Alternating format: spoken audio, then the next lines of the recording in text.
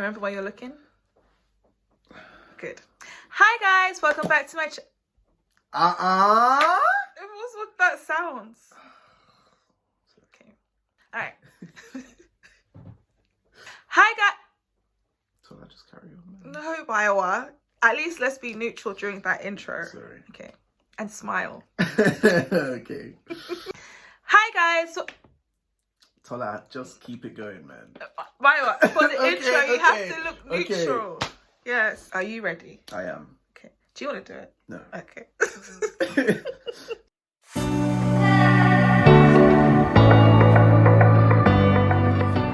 Hi guys and welcome back to my channel. It's your girl Tola Talks. Today I have with me my younger brother. Hello everyone. Hi.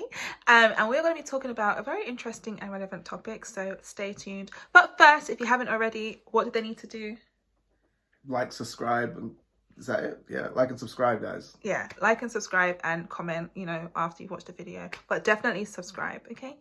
Let's get right into it. So my name is Tola Talks, and as you know in my videos, I talk a lot about different parts and aspects of both personal and professional development. Today, what we're going to be talking about is going back into the office. We are from London, UK, or Essex technically, but anyways, in the UK, restrictions are being eased slightly, and we are on our way to the end of lockdown. So what that means is from June 21st, a lot of offices are expecting their employees to come back again. Some companies are being a bit, flexible. They might say that you have to be in the office 3 days a week or 2 days a week, or whatever.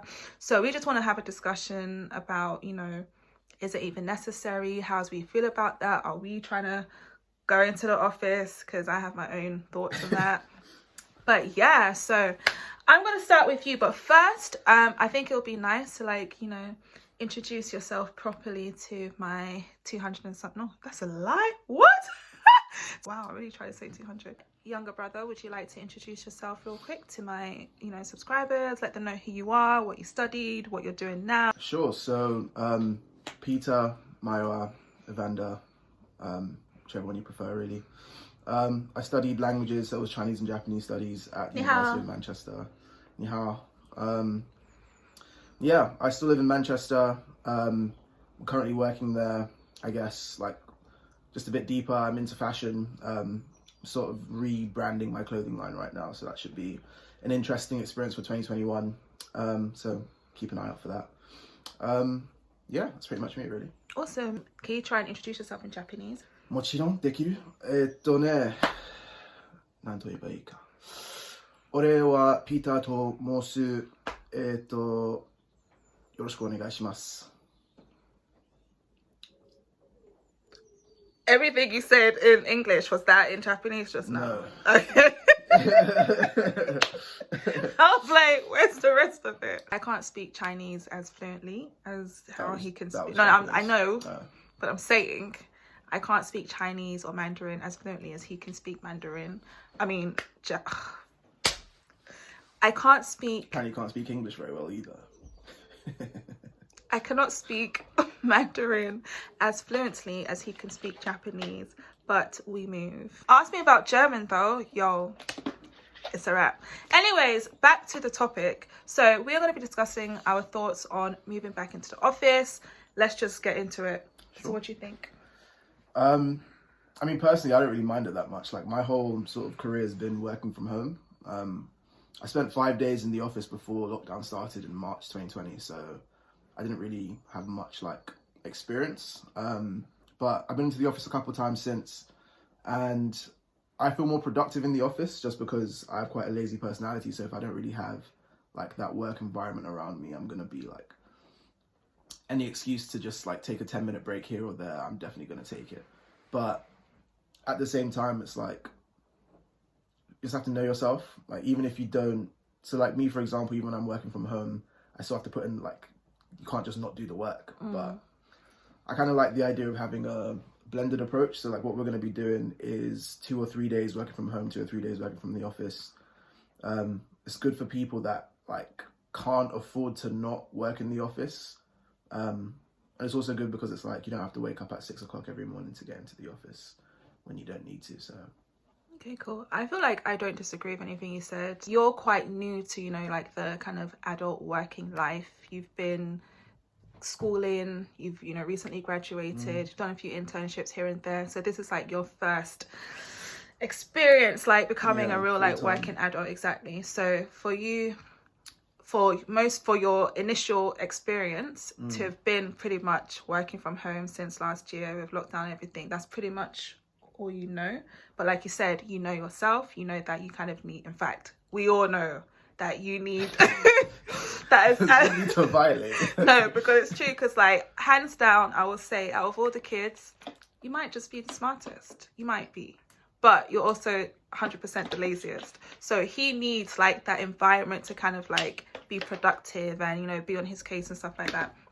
So I get that, and I feel like that's very key. Know yourself. I agree with the whole blended approach. What I don't agree with, this is the tea, what I don't agree with is when companies or employers say you have to be in the office 3 days a week from June 21st, or 2 days a week, or 4 days a week. I think, you know, as flexible as that seems, there should still be that element of having an option and having a choice. I think the moment that you still say you have to be 3 days, it's like, but why? Why can't those 3 days be 1 day? Like, do you know what I mean? I feel like they're still forcing that on you. And one thing that I've seen throughout this whole, you know, period of COVID and stuff is like, COVID affects people differently. Like for some people, they don't even know they have it. For others, you know, they're on a breathing machine. For others, they lose life. So it's like, can you really risk your life for a job? One, and who are you as an employer to put someone in that position? Do you know what I mean? I don't know if I'm sounding a bit too deep, but that's just my mentality about it. So I feel like, yeah, I'm all for being in the office. You know, sometimes you want that change of scenery. I appreciate my 2 screens at my desk, but I want to have that choice and not be like forced to have to come in, whether it's 5 days, 3 days, 2 days, whatever. I mean, yeah, no, I see what you're saying, especially from like the illness perspective, because it's like you never know what you might face going in. You don't really know what danger you're putting other people in. Exactly. Especially if you have to commute to work. You don't know what you're touching when you hold the handle on the train. Oh my days. So like, I was on the train yesterday, and there was one dude who literally, you know, like the poles. He touched every single one. See, of them. but why? I was like, bro, why do you need to touch? Lean on the glass, like, or sit down. As he was walking through, you know, there's like poles on either side and in the middle. It was like he was playing a game to just make contact with all of them. Don't know what he was on. I'm not about to risk my life for that. On the flip side, something that I was actually thinking about yesterday. So the company that I work for, there aren't many of us that work in the Manchester office. And before I joined, there was only one other person that was working there. And he still had to go into the office. Like this was obviously pre-COVID. He still had to go into the office every single day. And I was a bit like, why are you going into the office if you're the only person that's working there? Like, it's still the same laptop that you're taking from your house into the office. So I can just work from home. But at the same time, from the company's perspective, it's like they're investing in building a new branch of this company in a new city. And so they need to have a hub. And it's counterproductive for them to be paying for an office that no one's going to be in. So like, I understand that perspective, which is why they'd be like, oh, you have to come in maybe twice a week or 3 times a week for it to be cost effective. But at the same time, I don't think it's going to be like a... if you don't come in, you're fired or whatever, because there's ample reasons why people wouldn't be able to come in for those days. But just like as a general rule of thumb, I feel like suggesting that people come in 2-3 times a week, I think that's fair.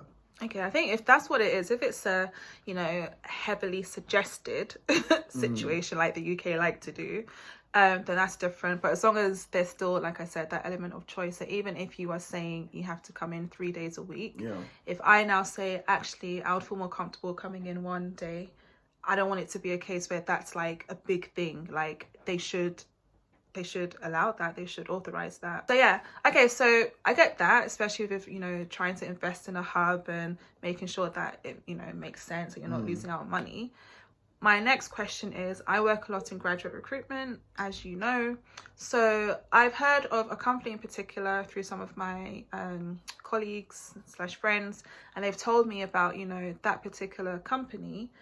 Really, this one isn't even suggesting, it's you know, you have to, this is a must now, it's what's mandatory, that the interns come into the office.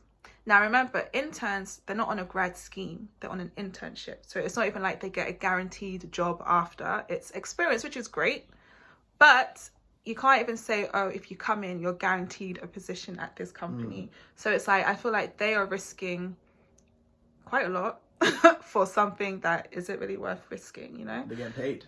They're getting paid, but they will get paid from home as well. Is they're not getting paid anymore going into the office. So it's like, what are your thoughts on that?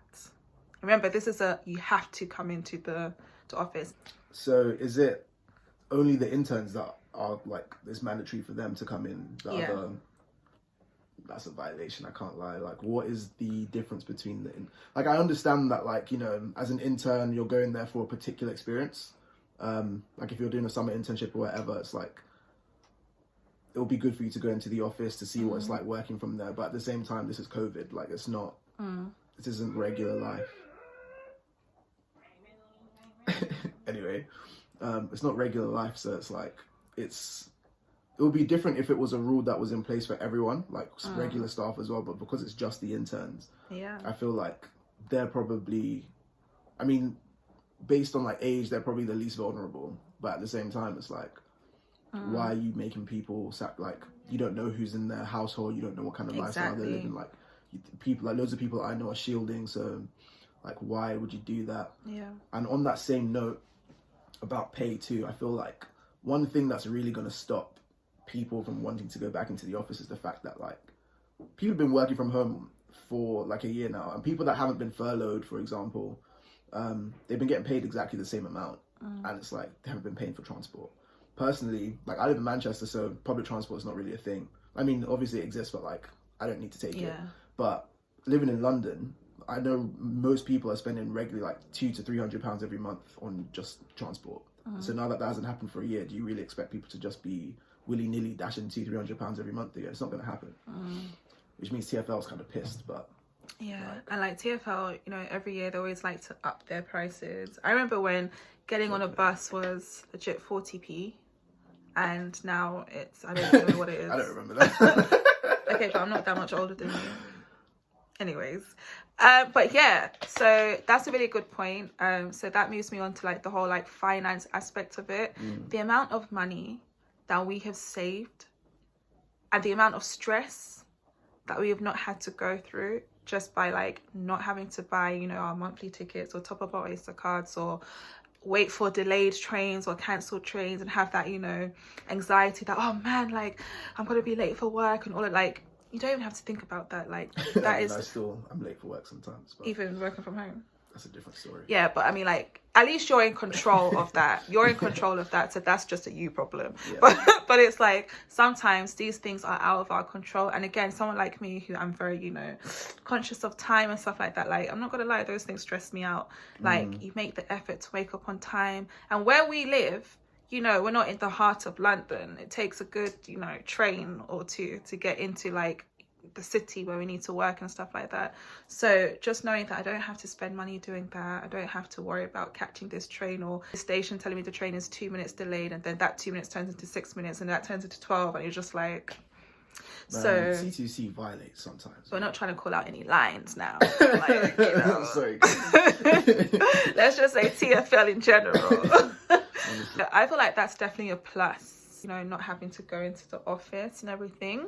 I think we are going to come to the end of it. We've got a general idea of like how we feel about returning to the office by June 21st. So if we can just round up one pro, one con, maybe. Sure. For that. One pro is that there's more of a social aspect. You actually get to interact with people more. Like, personally, I met a lot of my colleagues for the first time literally yesterday. Even though I feel like I know them fairly well, it's different to like see them in all three dimensions. So yeah, that's good for like, the social aspects. Even just from like a mental health perspective, it's good to like have a face-to-face conversation with someone. One of the cons though, I guess the biggest con, maybe not really so much for myself, but for most people in general, is just the financial aspect of it. Like, it's peas, man. And a lot of people are traveling from like across London. Like, so right now, I know people that are working in the north of north of Manchester, north of England, like Manchester, Newcastle, Durham, but their like job is based in London, so they're getting the London waiting, even though they're not paying the London like rent and all that stuff, and they're pissed when that's over, basically. And it's like, it just sucks. Like, why can't, especially if companies like Twitter, for example, they've gone completely remote, they've completely gotten rid of office working because it's not necessary. And obviously that's not the same for every industry, but if you're in a position to be able to work from home and it's something that you can still maintain your same productivity, then I don't see why it shouldn't be an option for people. Yeah, 100%. I agree. Completely agree with the whole social aspects of it. Especially in my line of work, there's a big emphasis on establishing and maintaining relationships with people, whether that's clients, internal clients, external clients, just people generally across the business. And it's a lot easier to do that when you are in the office, even if it's like physical meetings that you attend and you happen to meet someone and stuff like that. And yeah, it's a lot harder to do when you're trying to like organize Zoom meetings or Teams meetings or whatever, and you know, to really get those one-to-one connections. Like here, if I was in the office, be like, oh, let's go and have a coffee, let's grab a coffee in the breakout room, you know, have a conversation. Not really trying to do that on Zoom, like, no. So I'll say, yeah, I definitely understand the social aspect. So yeah, I don't think there's anything else I really want to add. I'm sure you guys have your ideas, so please do feel free to drop them down in the comment section below. Yeah, if you want to know a bit more about this one over here, do feel free to follow his socials. His Instagram is, what is it, ___ Vans, or is it ___ Vans? Wow, do you know what, I'll just write it. I will just write it there for you. Yeah, but yeah, thank you guys so much for watching this video. I hope it's been interesting enough and it started a conversation. Shout out to everybody here in the UK who's looking forward to the end of lockdown. Before we go, what's the first thing you're going to do, like when lockdown is completely over? Travel. I'm going to Japan. Oh really? Yeah. When? Like October. Oh, okay. For how long? Only a week. You know these, what's it called, working holidays? Only got like 22 days. For oh my goodness, guys. Okay, sorry. That's such a valid point. I know we want it to end, but like I mentioned before, this is the first time like he's, you know, really stepping into the working world, you know. So, and one thing that I always used to say, not so much to him, but to like my mentees or other people who I would like, you know, like some students I would speak to, I'm always like, guys, enjoy this time, because all this half term, Easter break, reading week, you don't have it. You don't have it. It doesn't exist. You have literally up to 30 days if you're lucky, excluding or sometimes including your bank holidays in the whole year. If you get 30 days, then you're actually like, that means you've been there for time as well. Yeah. Like, so yeah. So how do you feel about that? Accepting that? I feel personally violated, just because I went from having like 4 weeks for Christmas, 3 or 4 weeks for Easter, 11 weeks in the summer, so that's like what, 20 odd weeks in the year, and now I've got 20 days. Well, that's all part of growing up, guys. So, and that's why, you know, we're all working towards financial freedom, honestly. But that will be in another video. So thank you guys for watching. Don't forget to like, comment, and please subscribe. Yo, all right, bye guys. Sayonara.